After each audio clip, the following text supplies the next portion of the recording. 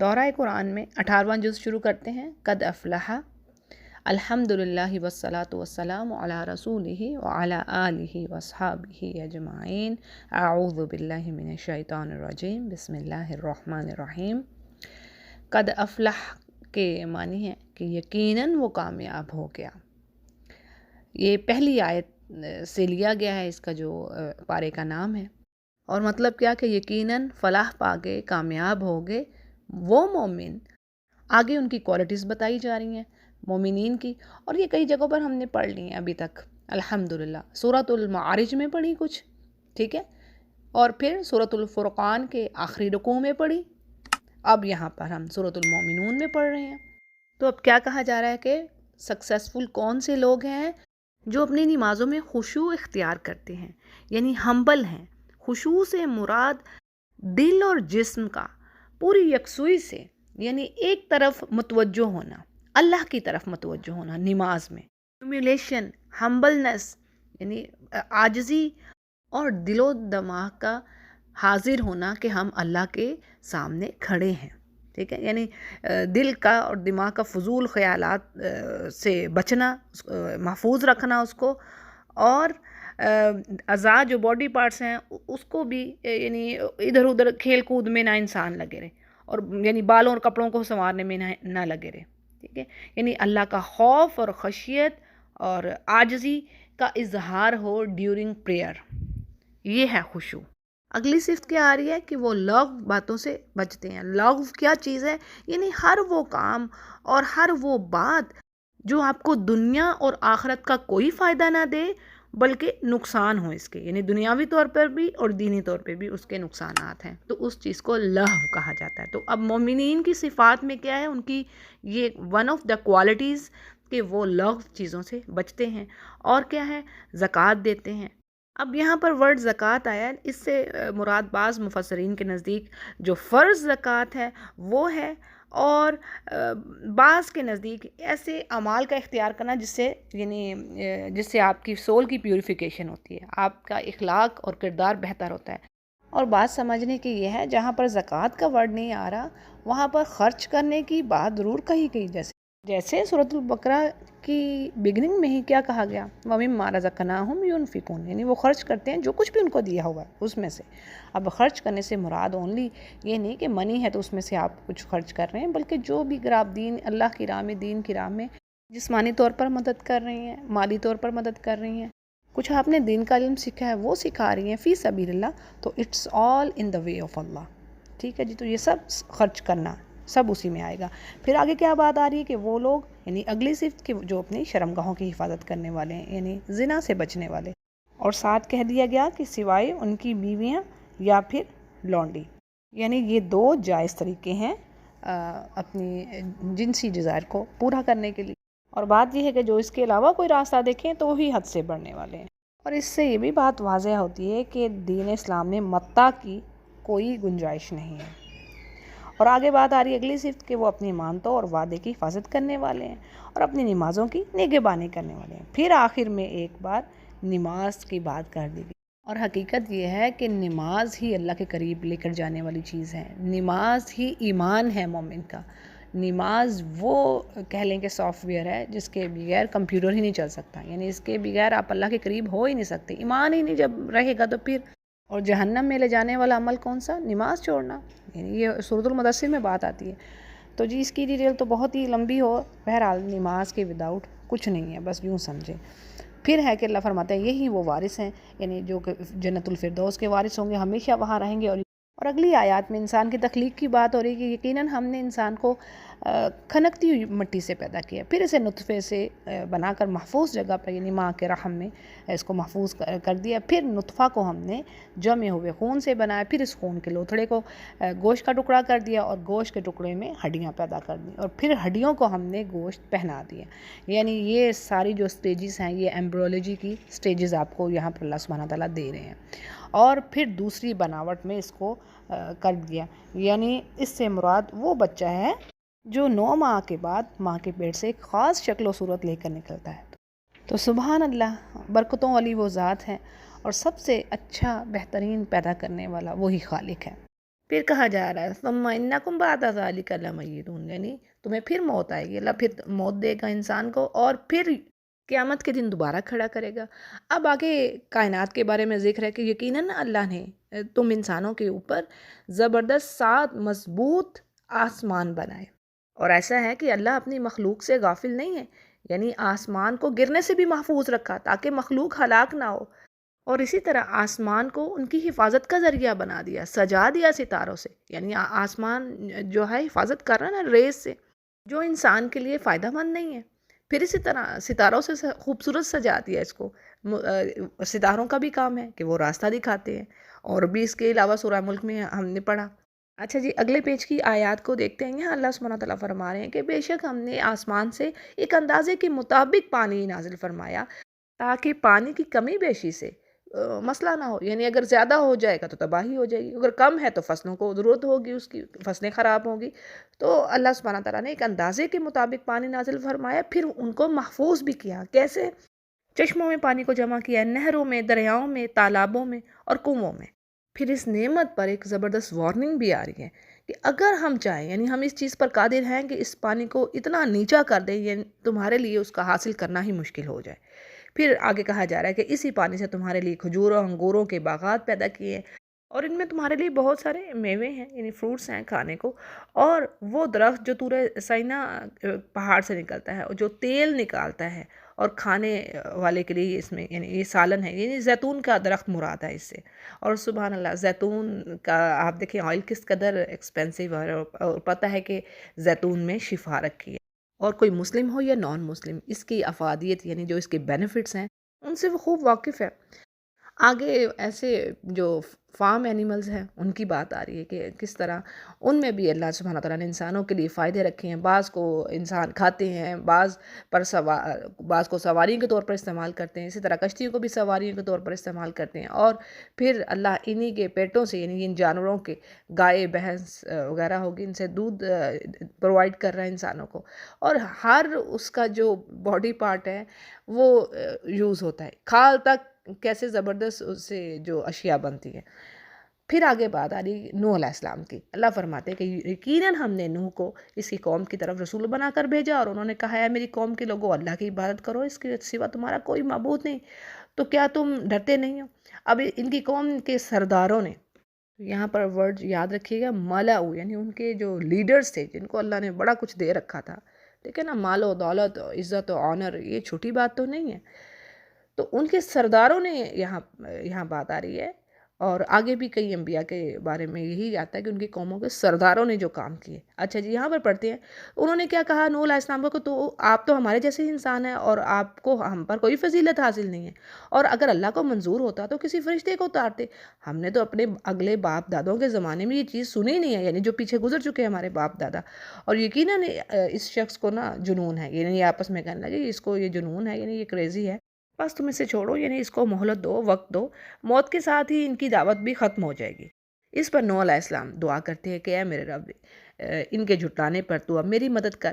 اور نوح علیہ السلام کے بارے میں کیا بات پڑھی تھی ہم نے سورۃ العنکبوت میں آیت نمبر 14 میں، آپ اپنی قوم میں 950 سال تک رہے، یعنی یہاں پر کیا بات آ رہی ہے کہ 950 سال دعوت و تبلیغ کا آپ نے کام کیا، اور جب آپ نے دیکھا کہ آپ کی قوم ایمان نہیں لا رہی تو آپ مایوس ہو گئے، یعنی چند لوگ ہی تھے جو آپ کے ساتھ نکلے، تو پھر انہوں نے اللہ سے دعا فرمائی، اور اللہ نے کہہ بھی دیا تھا، سورہ ہود میں یہ ہم پڑھیں گے، اللہ نے فرمایا کہ اب اس قوم نے ایمان نہیں لانا، یعنی خوب حجت کے بعد پھر ان پر عذاب بھیجا گیا، ٹھیک ہے۔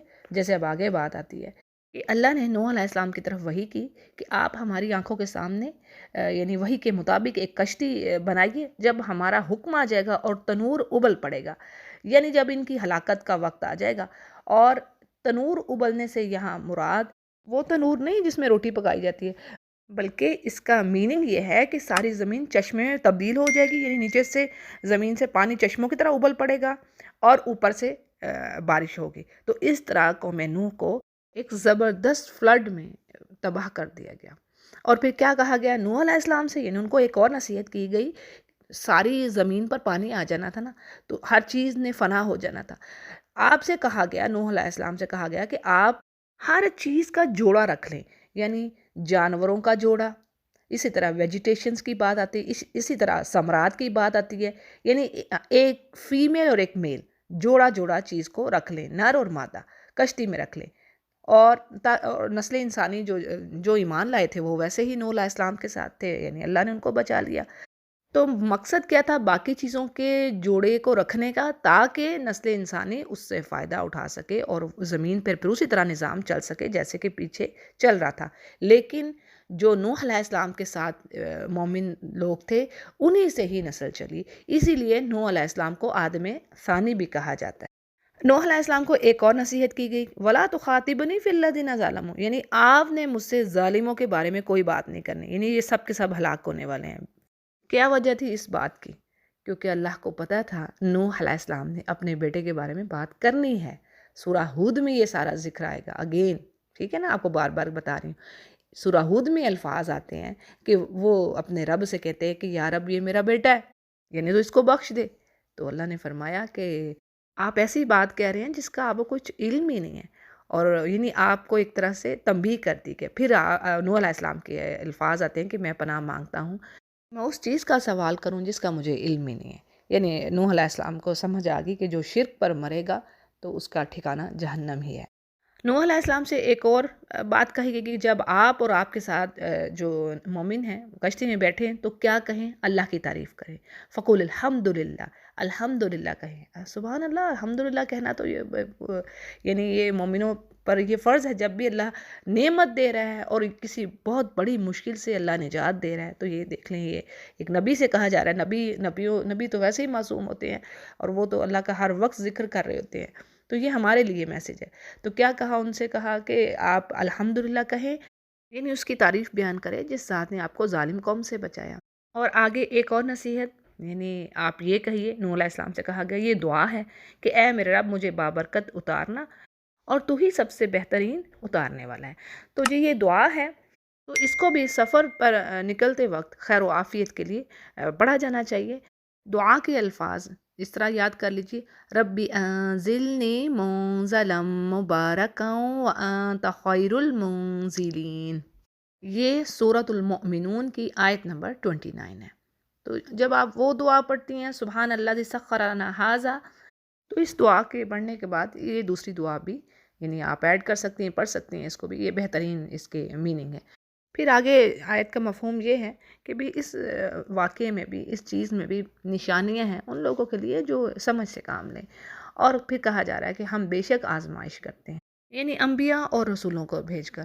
پھر اسی طرح اللہ فرماتے ہیں کہ اس کے بعد ہم نے اور بھی امتیں پیدا کیں، اور اکثر مفسرین کے نزدیک قوم نوح کے بعد جس قوم کو اللہ نے پیدا کیا اور ان میں رسول بھیجا وہ قوم عاد ہے، ٹھیک ہے، یعنی قوم عاد کا ذکر اکثر مقام پر آیا ہے، اور بعض کے نزدیک قوم سمود ہے۔ بہرحال آگے چل کے ان پر مزید بات کریں گے۔ تو پھر بعد میں جو بستیاں ہیں ان میں انہی کے رسول بھیجے، یعنی انہی کی قوم سے وہ ہوتے ہیں، انہی کے ہی بھائی ہوتے ہیں۔ جیسے سورہ شعراء میں پڑھ لیا تھا نا ہم نے، وہاں پر بار بار اخا کا ورڈ آتا ہے، اخاہم، کہ ان کے بھائی نوح نے کہا، ان کے بھائی لوط نے کہا، ٹھیک ہے، سوائے شعیب علیہ السلام کے باقی سب کے لیے اخا کا ورڈ یوز ہوا، یعنی انہی میں سے رسول بھیجا اللہ نے۔ اور وہ کیا کہتے تھے؟ میسج ایک ہی تھا کہ تم غیر اللہ کی عبادت کیوں کر رہے ہو، تقوی اختیار کرو اللہ کا۔ تو اس پر اب ان کے سردار، اگین دیکھیں بات وہی ہے، وقال الملأ من قومہ، ان کے بھی یعنی سرداروں نے، حال یہی تھا ہر ایک طرف، یعنی قوم کے سرداروں نے نہ صرف کفر کیا بلکہ جھٹلایا، آخرت سے ملنے سے ہی وہ انکاری تھے، اور جبکہ اللہ نے ان کو دنیا کا مال و دولت یعنی دنیا کی خوشحالی خوب دے رکھی تھی، تو یعنی عقیدہ آخرت پر ان کا کوئی ایمان ہی نہیں تھا، دنیا کی آسائشوں میں اور مزے میں ڈوبے ہوئے تھے۔ پھر مزید حجت بازی کیا کہتے کہ بھی یہ تو ہمارے جیسا ہی بشر ہے، یہ تو یعنی اسی چیز میں سے کھا پی رہا ہے جس میں سے تم سب بھی کھاتے ہو، اور اسی میں سے پیتا ہے جس میں سے تم سب پیتے ہو، اور بات یہ ہے کہ اگر تم نے اپنے ہی جیسے انسان کو فالو کر لیا تو بے شک تم تو پھر یعنی تم تو لوزر ہو، تم تو خسارہ پاؤ گے۔ پھر کیا کہتے ہیں کہ کیا تم سے یہ وعدہ کرتا ہے کہ جب تم مر جاؤ گے اور تمہاری ہڈیاں مٹی ہو جائیں گی تم پھر نکالے جاؤ گے؟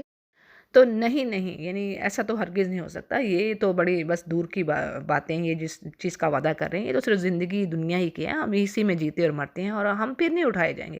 اور دیکھیں آج جو ایتھیسٹ کہہ رہے ہیں کہ ہمیں تو کوئی بنانے والا ہے ہی نہیں، ہم تو اسی زمین سے زندہ ہو رہے ہیں، اٹھ رہے ہیں، مر رہے ہیں، اور پتہ نہیں کیا، یہ تو ہمیں زمین ہی بس دے رہی ہے.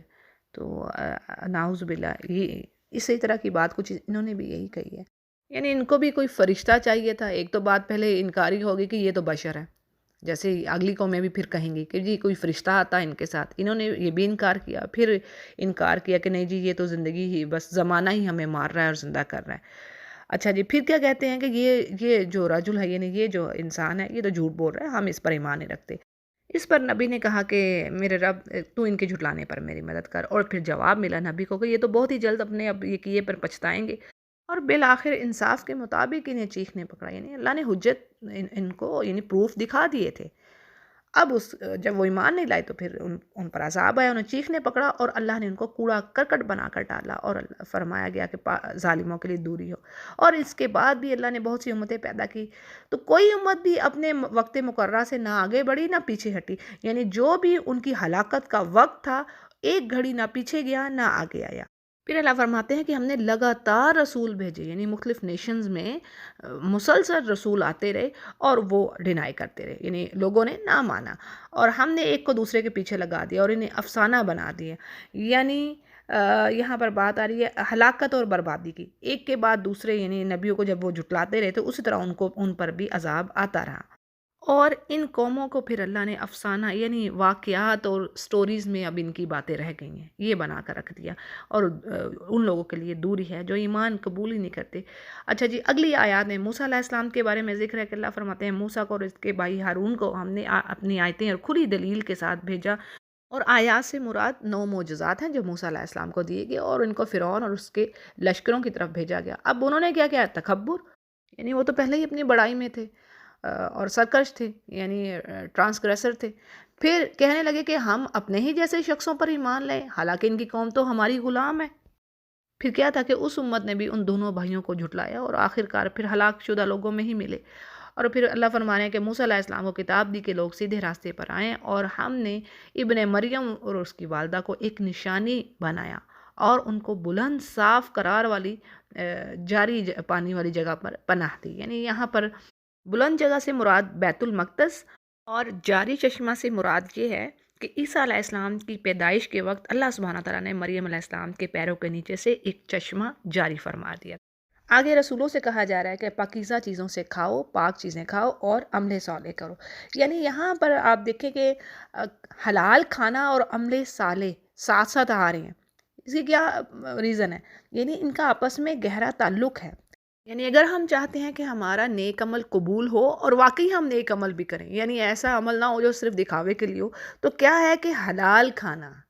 حرام پیٹوں میں جائے گا تو پھر یہ کام نہ ہوگا. جیسے کہ حدیث کے الفاظ ہیں کہ نبی کریم صلی اللہ علیہ وسلم نے فرمایا اللہ تعالیٰ حرام کمائی والے کا صدقہ قبول نہیں کرتا اور نہ ہی اس کی دعا قبول کرتا ہے. صحیح مسلم اس کو روایت کرتے ہیں. اور اسی طرح عبادت کے بارے میں بھی بات آتی ہے. جیسے حج کے بارے میں ایک حدیث ہے کہ ایک شخص آتا ہے، وہ فقیرانہ حالت اس کی ہوتی ہے، یعنی سفر کی جو صعوبتیں ہیں، ڈیفیکلٹیز ہیں، وہ برداشت کر رہا ہوتا ہے. لیکن اللہ فرماتا ہے میں تیرا نہ حج قبول کرتا ہوں نہ تیری عبادت، کیونکہ ہر چیز حرام سے اس نے کھائی ہوتی ہے. یعنی تیرا کھانا حرام کا، پینا حرام کا، اور تیری پھر اس طرح عبادت اللہ کیسے قبول فرمائے. تو جی یہ بات بڑی اہم ہے، بڑی اہم ہے، اس کو ہلکا نہ جانیے. دعا مانگا کریں، اور دعا کے الفاظ بھی نبی کریم صلی اللہ علیہ وسلم نے سکھائی ہے. اللہم انا نسألک علما نافعا ورزقا طیبا وعملا متقبلا. اس کے علاوہ اور بھی رزق حلال کی دعائیں ہیں، ان کو پڑھنا چاہیے اور ہمیشہ اللہ سے رزق حلال ہی طلب کرنا چاہیے، چاہے کتنی ہی کوانٹٹی اس کی ہو. اچھا جی، اگلی آیت میں بات ہے کہ یقیناً تمہارا یہ دین ایک ہی دین ہے اور میں ہی تم سب کا رب ہوں، تم مجھ سے ڈرتے رہو. یعنی امہ سے یہاں پر مراد دین ہے. یعنی دین کے ایک ہونے کا مطلب یہ ہے کہ تمام انبیاء نے ایک ہی دعوت دی ہے، توحید کی، یعنی اللہ کی عبادت کرو. لیکن کیا ہے کہ لوگ توحید کو چھوڑ کر الگ الگ سیکٹس میں بٹ گئے، الگ الگ اپنے اپنے عقیدے بنا لیے، عمل شروع ہو گئے اس پر. پھر اللہ فرماتے ہیں کہ انہوں نے خود ہی اپنے دین کے آپس میں ٹکڑے کیے ہیں، اور ہر فرقہ پھر اپنے اپنے عقیدے پر، اپنے اپنے عمل پر خوش ہے اور اس پر فخر کر رہا ہے، اترا رہا ہے، یعنی کہ میں ہی حق پر ہوں، باقی سب غلط. اور آگے کہا جا رہا ہے کہ نبی ان کو چھوڑیے اسی حال میں، کچھ مدت رہنے دیں ان کو، یعنی ان قریب ان کی پکڑ بھی ہوگی. بات یہ ہے. اور کیا یہ سمجھ بیٹھے کہ ہم ان کے جو مال اور اولاد میں اضافہ کر رہے ہیں وہ ان کے لیے بھلائیوں کا باعث ہے؟ یعنی ایسا نہیں ہے، بلکہ یعنی ان کو سمجھ ہی نہیں ہے کہ یہی ان کے لیے آزمائش کا سبب بھی ہو سکتا ہے. اگلی آیات میں کوالٹیز ہیں مومنین کی اگین، کہ وہ لوگ جو اپنے رب کے خوف سے ڈرتے ہیں اور جو اپنے رب کی آیتوں پر ایمان رکھتے ہیں، اور وہی ہیں یعنی جو اپنے رب کے ساتھ شرک نہیں کرتے۔ پھر آگے ان کی کیا کوالٹی بتائی گئی ہے کہ وہ اللہ کی راہ میں خرچ کرتے ہیں، لیکن اس کے باوجود اللہ سے ڈرتے رہتے ہیں کہ کسی کوتاہی یا غلطی کی وجہ سے کہیں ایسا نہ ہو کہ اللہ ہمارا وہ عمل اور صدقہ قبول نہ کرے، یعنی انہیں یہ دھڑکا لگا رہتا ہے، خوف لگا رہتا ہے۔ حدیث میں آتا ہے کہ عائشہ رضی اللہ عنہ نے پوچھا کہ ڈرنے والے کون سے لوگ ہیں، تو کیا وہ شراب پینے والے یا بدکاری اور چوریاں کرنے والے ہیں؟ اس پر آپ صلی اللہ علیہ وسلم نے فرمایا نہیں، بلکہ یہ وہ لوگ ہیں جو نماز پڑھتے ہیں، روزہ رکھتے ہیں، صدقہ خیرات کرتے ہیں، لیکن پھر بھی ڈرتے ہیں کہ کہیں یہ عمل قبول ہی نہ ہو، یعنی انہیں یہ خوف ہوتا ہے کہ عمل کہیں ٹھکرایا نہ جائے۔ ترمذی اس کو روایت کریں اس واقعے کو۔ تو بات یہ ہے کہ اللہ فرماتے ہیں کہ یہی ہیں وہ لوگ جو جلدی کر رہے ہیں نیکیوں کی طرف، اور یہی ہیں جو ان کی طرف دوڑ کر جانے والے، اور ہم کسی نفس کو اس کی طاقت سے زیادہ تکلیف نہیں دیتے۔ یعنی بات یہ ہے کہ جتنا انسان جس کام کرنے کے قابل ہے اتنا ہی اس سے کام لیا جاتا ہے، جتنے وہ کیپیبل ہے کسی کام کے یا کسی آزمائش کے، یعنی اللہ اتنا بوجھ نہیں ڈال دے کہ وہ برداشت نہ کر پائے۔ پھر آگے اعمال نامے کی بات کی گئی کہ اللہ فرما رہے ہیں ہمارے پاس ایسی کتاب ہے جو حق کے ساتھ بولتی ہے اور ان کے اوپر کچھ بھی ظلم نہ کیا جائے گا، یعنی جو کچھ انہوں نے کیا ان کے اعمال کاپی ہو رہے ہیں۔ سورۃ الجاثیہ میں بھی یہ بات پڑھی نا، اور انسان کے اعمال اللہ دکھا دے گا، یہ لو یہ تمہارے اعمال ہم کاپی کر رہے تھے، لکھ رہے تھے جو تم کر رہے ہو، اور تم پر کوئی زیادتی نہ ہوگی۔ اب کافروں کے بارے میں کہا جا رہا ہے کہ بلکہ ان کے دل تو غفلت میں ہے، اور ان کے لیے اس کے علاوہ بھی بہت سارے اعمال ہیں جنہیں وہ کرنے والے ہیں، یعنی شرک کے علاوہ کبیرہ گناہوں کا کرنا اور گناہ کرنے۔ دیکھیں جب آپ اللہ کو مانتے ہی نہیں ہیں، اس پر یقین ہی نہیں ہے کہ مرنا بھی ہے، ہاں حساب بھی کوئی دینا ہے ہمیں، اور نہ اس کا خوف ہے، تو پھر تو جو چاہے انسان مرضی کرتا پھرے، شراب پیے، جوا کھیلے، قتل کرے، زنا کرے، پھر جو کچھ مرضی ہو، تو یہ سارے کبیرہ گناہ ہیں نا۔ یہ چیز ہے کہ اللہ فرما رہے ہیں یہ اس کے علاوہ بھی اور بڑے کام ان کے ہیں۔ پھر کہا جا رہا ہے کہ یہاں تک کہ جب ہم ان کو ان کے خوشحال حال میں عذاب میں پکڑیں گے۔ یہ بات میں نے پہلے بھی کہی کہ آپ قرآن کریم کو اٹھا لیں، سبحان اللہ، آپ کو پتہ چلے گا کبھی بھی کسی قوم کو اللہ نے مسکینی کی حالت میں نہیں عذاب میں پکڑا، یعنی ان پر دنیا کے دروازے کھلے ہوئے تھے، خوشحالی، سب کچھ مستیوں میں گم تھے، جب اللہ نے عذاب میں پکڑا۔ یعنی کہ یہ بات وہ رکھ نہیں سکتے اللہ کے آگے کہ ہم تو پریشان حال تھے، ہمیں تو پتہ نہیں تھا۔ حجت بھی پوری کر دی، یعنی پروف بھی دے دیے میسنجرز کے تھرو، اور پھر جب سب چیزیں ہوگی تو اللہ نے ان کو ہلاک کیا۔ اللہ فرماتے ہیں نبی میں نے ظلم نہیں کیا، میں نے تو پوری کوشش کی، ابھی بھی تو دیکھیں ڈھیل اللہ دے رہا ہے انسانوں کو۔ اچھا جی، پھر بات آتی ہے، پھر ایسا پکڑا کہ پھر وہ بل بلانے لگے، اور پھر کہا جائے گا کہ آج اب چیخو پکار نہ کرو، یعنی یہ تمہاری جو چیخو پکار ہے نا، جزا وزا، اب یہ تمہیں عذاب سے تو نہیں بچا سکے گا اور نہ کوئی مدد ملے گی، اور میری آیتیں تو تمہارے سامنے پڑھی جاتی تھی تو پھر تم اپنے ایڑیوں کے بل بھاگتے تھے، اور آج دیکھ لیں نا آپ، یعنی نان بلیورز تو ایک طرف رہ گئے، اب کسی مسلم کی اگر اصلاح بھی کرنی ہے اس کو کہتے ہیں بھی یہ کام کرو، یہ چیز چھوڑ دو، یہ صحیح نہیں ہے، یہ رسم ٹھیک نہیں ہے۔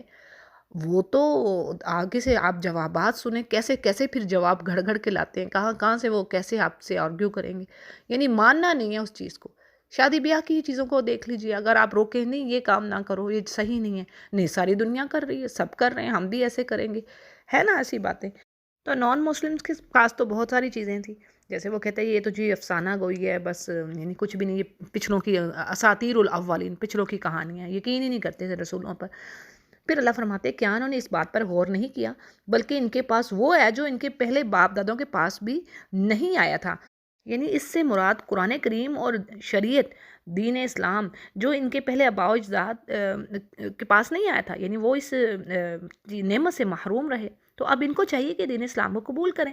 اور بات کیا ہے، کیا یہ پیغمبر کو جانتے نہیں، یعنی انہی میں سے تو رسول آیا ہے، اور اس کے حسب نسب، صداقت اور امانت، اور یعنی جو کتنے وہ ٹروتھفل تھے، ان کا اخلاق کیسا تھا یہ خوب جانتے تھے، ان کو اعتراف تھا اس بات کا، لیکن اس کے باوجود پھر یہ ڈینائی کر رہے ہیں، اور پھر کہتے ہیں کہ اسے جنون ہے، یعنی یہ کریزی ہو گیا، دیوانہ ہے، بلکہ رسول تو ان کے پاس حق بات لے کر آیا ہے۔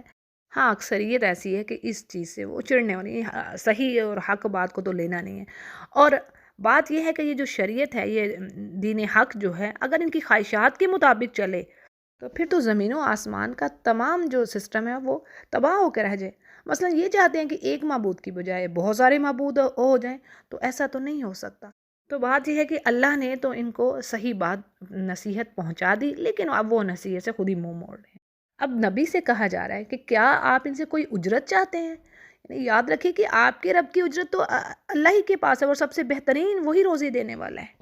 اور اے نبی، بے شک آپ تو ان کو سیدھے راستے کی طرف بلا رہے ہیں، اور یقیناً جو لوگ یعنی ایمان نہیں رکھتے آخرت پر، وہ سیدھے راستے سے مڑ جانے والے ہیں، یعنی جن کے دلوں میں کفر اور شرک کا گند ہے، وہ نہیں اس چیز کی طرف آئیں گے۔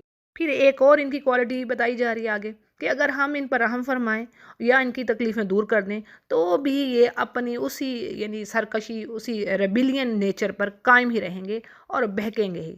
پھر آگے کہا جا رہا ہے کہ ہم نے انہیں عذاب میں بھی پکڑا تاکہ یہ لوگ اپنے رب کے سامنے جھکیں اور عاجزی اختیار کریں۔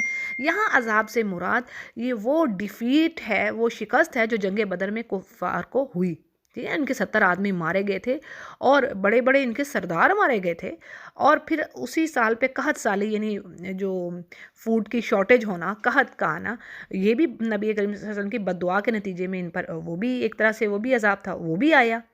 یہاں تک کہ ابو سفیان رضی اللہ عنہ نبی کریم صلی اللہ علیہ وسلم کے پاس آئے اور انہیں اللہ کا اور رشتہ داری کا واسطہ دے کر کہا کہ اب تو ہم جانوروں کی کھالیں اور خون تک کھانے پر مجبور ہیں۔ بس اس پر یعنی یہ ہے اس آیت کا بیک گراؤنڈ کہ اللہ نے ان کو عذاب دیا تاکہ یہ لوگ پلٹیں اللہ کی طرف۔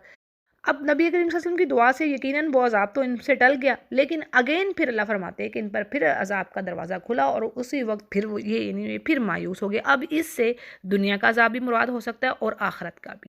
اور آگے اللہ اپنی نعمتیں گنوا رہے ہیں کہ اس رب نے جس نے تمہارے لیے کان، آنکھیں اور دل پیدا کیے تاکہ تم ان سے عقل و فہم، سمجھ سے کام لو، سنو حق بات کو سمجھو، لیکن کیا ہے کہ تم میں سے اکثریت ناشکروں ہی کی ہے۔ پھر آگے کہا جا رہا ہے کہ اسی نے تو تمہیں پیدا کیا، یعنی پھیلا دیا پھر زمین پر، اور تم اسی کی طرف پلٹے جاؤ گے، اور وہی ہے جو زندہ کرتا ہے اور مارتا ہے، اور پھر دن اور رات کے اختلاف میں دیکھو، یعنی یہ وہ رب کریم سارے کام کر رہا ہے، کیا تم عقل سے کام نہیں لیتے؟ اب بلکہ کہتے کیا ہیں، جیسے یعنی کافر لوگ جیسے ان کے پچھڑوں نے باتیں کی، یعنی کہتے کیا ہیں کہ ہم جب مر جائیں گے، مٹی ہو جائیں گی ہماری ہڈیاں، تو کیا ہم پھر کھڑے کیے جائیں گے؟ اور بات یہ ہے کہ یہ تو وعدہ وہی ہے، یعنی ہمارے جو باپ دادوں سے بھی کیا گیا تھا، تو یہ کچھ نہیں ہے، بس کہانیاں ہیں پچھلے لوگوں کی، یعنی اساطیر کہی بات کہی جاتی ہے، سطر سے یہ چیز آ رہی ہے اور لکھی ہوئی، یعنی کہانیاں، حکایتیں، یعنی کچھ اس میں سچ نہیں ہے، یہ ان کی بات ہوتی تھی۔ اب اللہ فرماتے ہیں کہ ان سے پوچھو تو صحیح کہ زمین اور اس کی تمام جو چیزیں ہیں کس کی ہیں، بتلاؤ اگر تمہیں پتہ ہے، تو وہ جواب دیں گے کہ ہاں یہ اللہ کی ہیں۔ تو پھر اللہ فرماتا ہے کہ تم نصیحت کیوں نہیں حاصل کرتے؟ یعنی اس بات یعنی وہ تسلیم کرتے تھے کہ زمین اور اس کی تمام موجودہ اشیاء کا خالق اللہ ہی ہے، آسمان اور عرش عظیم کا مالک بھی وہی ہے، لیکن وجہ کیا تھی؟ اب وہ اپنے معبودوں کو نا وسیلہ سمجھتے کہ یہ شفاعت کریں گے، یہ شرک کر رہے تھے۔ کہتے کہ ہاں اوپر ہے ذات جو سب کچھ بنانے والی ہے، وہ ذات اوپر ہے۔ جیسے اللہ فرماتے ہیں کہ ان سے پوچھیے ساتوں آسمانوں اور بعظمت عرش کا رب کون ہے، تو وہی جو میں نے پیچھے بات کر دی کہ ہاں جی اللہ ہے۔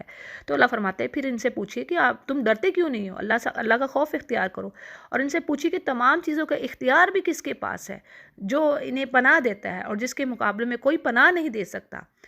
دیکھیں نا، اگر اللہ کسی کو مشکل میں ڈالنا چاہے تو کوئی تکلیف دور نہیں کر سکتا، اور اگر اللہ اس کسی کو نفع دینا چاہے تو ساری دنیا مل کر زور لگا لے، اس نفع کو نہیں روک سکتے۔ تو یہ سارا اختیار کس کے پاس ہے؟ یہ اس رب العزت کے پاس ہے۔ تو ذرا ان سے پوچھئے کہ یہ سب کون کر رہا ہے، تو وہ کیا کہیں گے؟ سَيَقُولُونَ لِلَّهِ، یعنی ان قریب کہیں گے کہ ہاں جی یہ تو اللہ ہی کر رہا ہے، لیکن پھر اللہ کہہ رہے ہیں تم کہاں سے پھرے جا رہے ہو، یعنی پھر کس بات سے تم پھر رہے ہو؟ پھر بات یہ ہے کہ یقیناً ہم نے حق بات کو پہنچا دیا، اور بے شک یہی کافر جھوٹے ہیں۔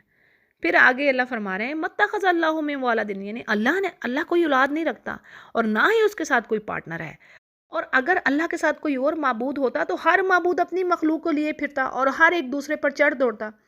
اس کو سمپل مثال سے اس طرح سمجھے، اگر ایک ملک میں 2 حکمران ہو جائے، 2 بادشاہ ہو جائیں، تو کیا ہوگا؟ اس ملک کا تو بیڑا غرق ہو جائے گا نا۔ ایک بادشاہ کہے گا کہ میں یہ کام کروں گا، میری اس پہ ملکیت ہے، دوسرا کہے گا میں یہ کام کروں گا، تو ایسا نظام نہیں چلتا۔ تو یہی اللہ فرما رہے ہیں کہ اس کائنات کو بھی بنانے والا ایک ہی ہے۔ اگر اس کے ساتھ اور ہوتے، بارش کا کوئی اور رب ہوتا، دھوپ کا کوئی اور رب ہوتا، یعنی سورج نکالنے والا، اب وہ آپس میں لڑ رہے ہوتے، وہ کہتا ہے کہ میں نے سورج کو نہیں نکالنا، وہ کہہ رہا ہے میں بارش کو نہیں برسانا۔ ایک مثال دے رہی ہوں، یعنی یہ چیزیں ہو سکتی تھی۔ اللہ فرماتے ہیں یہ تو پھر اس طرح تباہی ہو جاتی۔ اور بات یہ ہے کہ اللہ پاک ہے اور بے نیاز ہے ان سب چیزوں سے جو یہ انسان کر رہے ہیں، اور وہ غائب اور حاضر کا جاننے والا ہے، اور جو یہ شرک کرتے ہیں وہ اس سے بہت اوپر ہے۔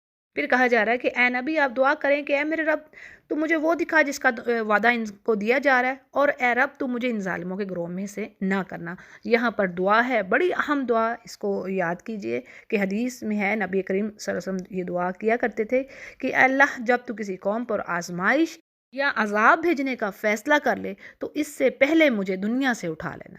دعا کے الفاظ ہیں وَإِذَا أَرَدْتَ بِقَوْمٍ فِتْنَةً فَتَوَفَّنِي إِلَيْكَ غَيْرَ مَفْتُونٍ۔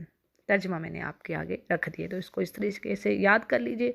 اور یہ دعا کب پھر پڑھی جانی چاہیے؟ جب آپ کو خدشہ ہو، خوف ہو کہ قوم پر کوئی فتنہ آن پڑے گا، کہ یعنی اللہ کی پکڑ نہ آ جائے، یہ خوف ہو تو اس صورت میں اس دعا کو ضرور پڑھتے رہنا چاہیے۔ اب تو حالات بھی کچھ ایسے ہی چل رہے ہیں کہ یہ دعا پڑھنی ہی چاہیے۔ آگے اللہ سبحانہ تعالیٰ فرما رہے ہیں کہ اے نبی جو آپ کو وعدے دیے جا رہے ہیں آپ کو یقیناً ہم دکھانے پر قادر ہیں، اور آپ برائی کو اس طریقے سے دور کریں جو بھلائی والا معاملہ، یعنی برائی کو بھلائی سے دور کیجیے۔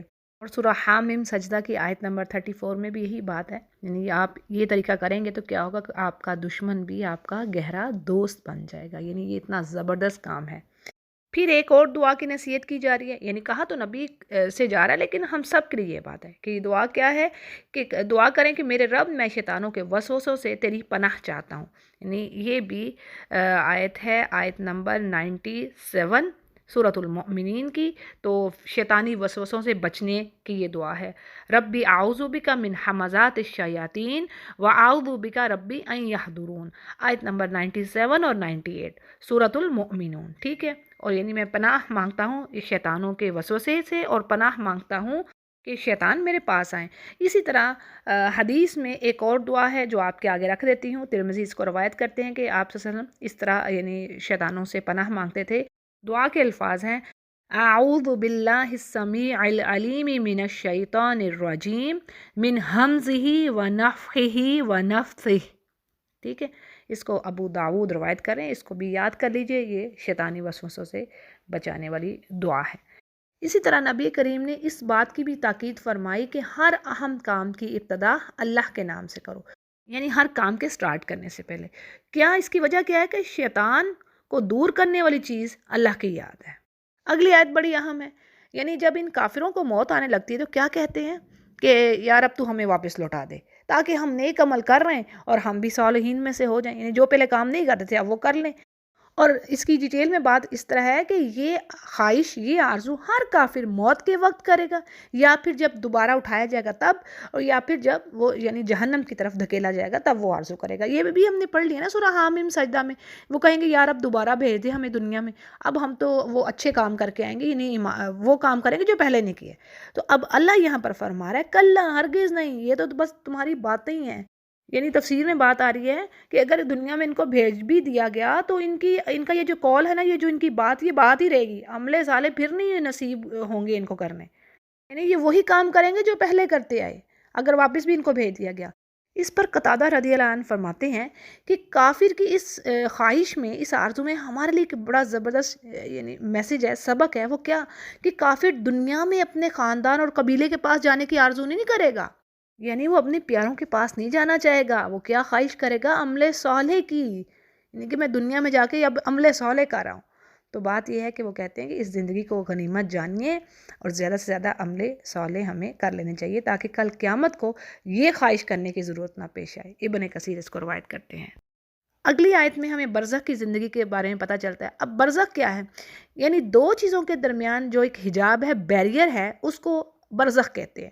اور شرعی اسلام اس کو یوں سمجھیے کہ دنیا کی زندگی اور آخرت کی زندگی کے درمیان ایک وقفہ ہے، ایک گیپ ہے تھوڑا سا، اس کو یہاں برزخ سے تعبیر کیا گیا، کیونکہ مرنے کے بعد انسان کا تعلق دنیا کی زندگی سے تو ختم ہو گیا، اور آخرت کی زندگی کا جو بگننگ ہے، جو اس کی آغاز ہے، وہ اس وقت ہوگا جب انسانوں کو دوبارہ زندہ کیا جائے گا۔ تو اب یہ درمیان کی جو زندگی ہے نا، وہ اس کی کئی صورتیں ہیں، یعنی قبر میں، یا پھر پرندے کے پیٹ میں، جیسے وہ کہتے ہیں نا شہداء کی جو روحیں ہیں پرندوں کے پیٹ میں ہوتی ہیں، وہ جنت میں اڑتی پھرتی ہیں، ٹھیک ہے، یہ بات بھی ہے، یہ صحیح روایت ہے۔ پھر اسی طرح جلا ڈالنے کی صورت میں مٹی کے ذرات میں سے گزرتی ہے یہ چیز، یعنی برزخ کی زندگی. تو یہ 3 صورتیں ہو گئی. اب بات یہ ہے کہ بظاہر کوئی چیز مٹی میں مل کر مٹی بھی ہو گئی ہو، یا راکھ بن کے ہوا میں ہو، دریاؤں میں اڑ گئی ہو، لیکن اللہ سبحانہ تعالیٰ اس کو دوبارہ اکٹھا کرنے پر قادر ہے، اور وہ کرے گا اور میدان حشر میں پھر جمع کرے گا. تو کہا جا رہا ہے کہ جس دن سور پھونکا جائے گا تو اس دن نہ تو آپس کے رشتے ہی رہیں گے، نہ ہی آپس کی کچھ پوچھ گچھ. یعنی وہ ایسی ہولناکی ہوگی کہ ہر کسی کو اپنی اپنی پڑی ہوگی. یہ بات کئی جگہوں پر پڑھ لی ہم نے. سب سے پہلے 30ویں پارے میں پڑھ لی سورہ عبسہ میں کہ بھاگے گا انسان اپنے پیاروں سے، اپنی بیوی سے، بھائی سے، باپ سے، ماں سے. اور اس کی کئی روایات ہیں کہ وہ یہ بھی بات آتی ہے کہ ہو سکتا ہے اس کو یہ خوف ہو کہ میرے سے کوئی میری نیکی ہی نہ مانگ لے، اپنا اس کا پیارا. اور پھر یہ بھی بات آتی ہے کہ ہو سکتا ہے وہ اس کو یہ بھی خوف ہو کہ میری جو آج حالت ہے وہ میرے پیارے نہ دیکھ لیں، یعنی وہ شرم محسوس کرے گا. ٹھیک ہے، تو یہ دونوں روایات ہیں. تو یہ پھر ہر کوئی ایک دوسرے کا دشمن ہوگا سوائے متقین کے. یعنی کوئی سچا دوست نہ کام آئے گا، نہ ہی کوئی پیارا آپ کے کام آئے گا، سوائے نیک اعمال جو کیے ہوں گے بس. اور پھر شفاعت ہوگی. شفاعت کا تو ہے، نبی کریم صلی اللہ علیہ وسلم شفاعت کریں گے، شہداء کریں گے، انبیاء کریں گے، باقی پھر جو حافظ قرآن ہیں، حفاظ ہیں، وہ بھی کریں گے. لیکن وہ بھی اللہ کے اذن سے، جس سے اللہ راضی ہوگا. تو بس اللہ ہم سے راضی ہو، اس کی ہمیں تگودو کرنی ہے، ایفرٹ کرنی ہے انشاءاللہ. اچھا جی، پھر کیا ہے؟ اللہ فرماتے ہیں کہ جن کا ترازو بھاری ہوا وہ تو پاگے نجات. ٹھیک ہے نا، جن کا اسکیل بھاری ہو گیا. اور جن کا ترازو ہلکا ہوا انہوں نے اپنے آپ کو نقصان میں کیا اور ہمیشہ کے لیے جہنم میں گئے، اور آگ ان کے چہروں کو جلسا کے رکھ دے گی، اور وہ وہاں بد شکل بنے ہوئے ہوں گے. یعنی یہ جیسے جل کے انسان کی کوئی شکل و صورت نہیں نہ رہتی، تو وہ چیز ہے. جیسے قلح کے معنی ہے ہونٹ سکڑ کر دانت ظاہر ہو جائے. یعنی ہونٹ گویا دانتوں کے لیے ایک دانتوں کو کور کرتے ہیں نا، خوبصورتی پرووائڈ کرتے ہیں، لباس ہیں اس کا. تو جب جہنم میں آگ سے وہ سکڑ جائیں گے تو دانت ظاہر ہو جائیں گے، بدصورت ان کی شکل ہو جائے گی. اللہ تعالیٰ آگ سے پناہ دے. یا رب تو اپنی آگ سے بچائے رکھ. تو اب دیکھیں ہیویسٹ ڈیڈز کیا ہیں سکیل پر، جو آپ کے جو ترازو میں ہیوی چیزیں. ذکر اللہ کا کریں، کثرت سے اللہ کا ذکر. اعمال فرائض کے بعد، فرائض ادا کرنے کے بعد کثرت سے، جیسے تیسرا کلمہ ہے سبحان اللہ و بحمدہ سبحان اللہ العظیم. یہ کلمات گناہوں کو مٹا کے رکھ دیتے ہیں، یعنی چاہے کوئی میدان جنگ سے ہی بھاگا ہو. اور پھر اس طرح یہ بھی بات آتی ہے کہ جس کے سمندر کی جھاگ کے برابر بھی گناہ ہو، اس کے گناہ بھی اللہ مٹا دیتا ہے سچے دل سے اس کلموں کو پڑھیے. ٹھیک ہے، کثرت سے ذکر کیجئے، لا حول ولا قوت الا باللہ. پھر اسی طرح لا الہ الا اللہ وحدہ لا شریک لہ لہ الملک ولہ الحمد یحیی و یمیت بیدہ الخیر وہو علی کل شیء قدیر. اس کے بے شمار فوائد ہیں، بے شمار. تو یہ چند میں نے ایسی چیز 2-3 کلمات آپ کو بتائے ہیں، ویری کمپریہنسو. میں نے کئی اپنے لیکچرز میں یہ باتیں بتا چکی ہوں کہ یہ اذکار میزان میں کس قدر بھاری ہیں. پھر آگے کافروں سے کہا جا رہا ہے کہ کیا تم پر ہماری آیات پڑھی نہیں جاتی تھی، پھر بھی تم ان کو جھٹلاتے تھے. اور پھر یہ کیا کہیں گے کہ اے ہمارے رب، ہماری بدبختی ہم پر چھا گئی اور ہم گمراہ ہی تھے، اور اے رب اب ہمیں یہاں سے نجات دے دے. اب اگر ہم یعنی ایسا نہیں کریں گے، اگر ہم ایسا کریں تو بے شک ہم ظالم ہیں. یعنی یہ وہی ایکسکیوزز اللہ کے سامنے کہ اب تو یہاں سے بچا لے، ہمیں ایک بار تو موقع دے دے. تو اللہ فرمائیں گے کہ اب تم پھٹکارے ہوئے یہیں پہ پڑے رہو اور مجھ سے بات نہ کرو. اگلی آیت میں مومنوں کا ذکر آ رہا ہے. اللہ فرماتے ہیں کہ میرے بندوں میں سے ایک جماعت تھی، ایک گروہ تھا کہ جو برابر یہ کہتا تھا کہ اے ہمارے رب، ہم ایمان لا چکے ہیں، تو ہمیں بخش دے، ہم پر رحم فرما، اور تو سب مہربانوں سے زیادہ مہربان ہے. لیکن تم، یعنی ان کافروں سے یہ کہا جا رہا ہے کہ تم ان کا مذاق اڑاتے تھے، ان ایمان والوں کا، یہاں تک کہ اس مشغلے نے تم کو میری یاد اسی سے بلا دیا اور تم ان سے مذاق ہی کرتے رہے. دیکھیں آج بھی جو صحیح راہ پر چلنے والے ہیں، جو صحیح مومن ہیں، اب دیکھیں کہنے والے تو بڑے ہیں کہ ہاں جی لا الہ الا اللہ، ہم اللہ پہ ایمان رکھ رہے ہیں، ہم بک پر ایمان رکھ رہے ہیں، بٹ فالو کتنے کر رہے ہیں؟ دیکھنے کی تو بات یہ ہے. ایون آج تو دیکھیں ایک مسلم دوسرے مسلم کا مذاق اڑا رہا ہے، یہ تو انتہا پسند ہیں، یہ تو ایسے ہیں، ایسی باتیں سننے کو ملتی ہیں نا. اب دیکھیں بہت سارے یعنی کمزور ایمان والے جو ہیں، وہ جو ان کا مذاق اڑاتے ہیں، جو یہ کام نہیں کر رہے. جیسے داڑھی کا مسئلہ آپ دیکھ لیں، پردے کا مسئلہ دیکھ لیں، شادی بیاہ کے یہ جو رسومات ہیں، یہ جو ہندوانہ رسومات ہو رہی ہیں، وہی چیزیں ہیں۔ تو بہت سے الحمدللہ وہ خوش قسمت لوگ ہیں جو ان غلاظتوں سے بچے ہوئے ہیں۔ اب یہاں پر تو ان کو باتیں سننے کو مل رہی ہیں، لوگ مذاق بھی کرتے ہیں، تم تو بڑے ایسے ہو، تم تو بڑے پاک باز ہو، یا جو بھی ہے نا ایسی چیزیں۔ تو لیکن یہ کہ اللہ ان کو اس گند سے بچا رہا ہے، اور آخرت میں پھر وہی انہی کے لیے کامیابی ہے۔ اور جیسے اللہ فرما رہے ہیں کہ آج ان کے صبر کا بدلہ ان کو دے دیا اور وہ اپنی مراد کو پہنچے، یعنی جو وہ جس چیز کی خواہش رکھتے تھے، جس کی خاطر انہوں نے یہ سارا کچھ جھیلا دنیا میں، آج ان کو وہ مل گیا، یعنی اللہ کا پلیئر، اللہ کی جنت۔ اور پھر پوچھا جائے گا، یعنی اللہ پوچھے گا کہ تم نے زمین میں کتنا عرصہ زندگی گزاری، یعنی انسانوں سے پوچھا جا رہا ہے کتنے سال تم رہے، اور وہ کیا کہیں گے کہ ایک دن یا اس سے بھی کم۔ یا پھر گننے والوں سے بھی پوچھ لیجئے۔ اب گننے والے کون ہیں؟ اس سے مراد فرشتے ہیں جو انسان کے اعمال اور عمریں ان کی لکھنے پر قائم ہیں، یعنی وہ یہ کام کر رہے ہیں، اور یا وہ انسان مراد ہیں جو حساب کتاب میں مہارت رکھتے ہیں۔ تو بات یہ ہے کہ وہ کہیں کہ ہم تو بس ایک دن یا اس سے بھی کم وقت دنیا میں رہے ہیں، اور اللہ فرمائے گا کہ یقیناً تم بہت ہی کم رہے ہو، اے کاش کہ تم اس بات کو پہلے ہی جان لیتے، اور کیا تم نے سوچ رکھا تھا کہ ہم نے تمہیں ایسے ہی بیکار پیدا کیا ہے اور تم ہماری طرف واپس آؤ گے ہی نہیں؟ بلکہ اللہ تو سچا بادشاہ ہے، اور وہ بڑی بلندی والا ہے، اور اس کے سوا کوئی معبود نہیں ہے، اور وہ عرش عظیم کا مالک ہے۔ اور جو شخص اللہ کے ساتھ کسی اور کو معبود پکار رہا ہے اور اس کے پاس کوئی پروف نہیں ہے اس چیز کا، تو اس کا حساب تو رب کے پاس ہی ہے اس دن۔ اور بے شک یہ جو کافر لوگ ہیں یہ نجات سے محروم رہیں گے، یعنی پھر ان کے لیے کوئی کامیابی نہیں ہے، یہ جہنم میں ہے۔ پھر آخری آیت یہ دعا ہے، بڑی خوبصورت یہ بھی دعا، وَقُلْ رَبِّ اغْفِرْ وَارْحَمْ وَأَنْتَ خَيْرُ الرَّاحِمِينَ، یعنی کہیے کہ اے میرے رب تو بخش اور رحم کر، اور تو سب مہربانوں سے زیادہ مہربانی کرنے والا ہے۔